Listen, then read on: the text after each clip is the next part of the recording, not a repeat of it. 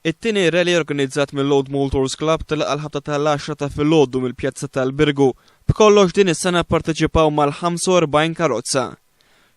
Iva, din hija kif qatt inti it-tieni sena oħra minnija bħala l-10 anniversarju tal-twaqqif tal-Federazzjoni Maltija Vetturi Antiki u peress li marret tajjeb tħajjarna li nerġa' nagħmluha grazzi għall-isponsor ma jitilqux f'daqqa, jitilqu waħda kull minuta, kull vettura kull minuta.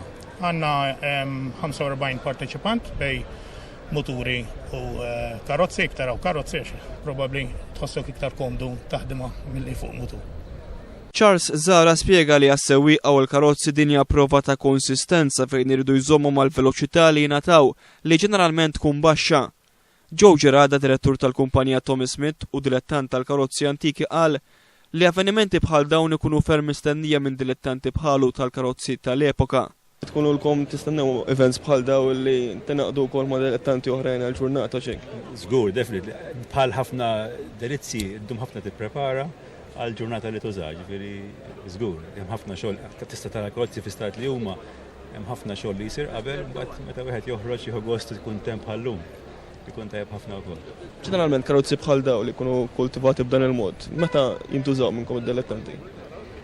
Kulħadd għandu mod tiegħu kif jintuża. Il-klabb jorganizza ħafna static shows li hemm ulaw min jieħoġ bihom kull weekend, hemm min jieħoġ bihom iktar rarja, min jieħu gost iktar f'events li jkunu bħal tal-lum hekk iktar hemm sewqan milli show, però tieħu gost tara li joħorġu ħafna spiss l-karozzi. Load Motors Club bila formata mill-1989 u llum għandha fih dana 300 membru li bejniethom għandhom mal-1000 karozza.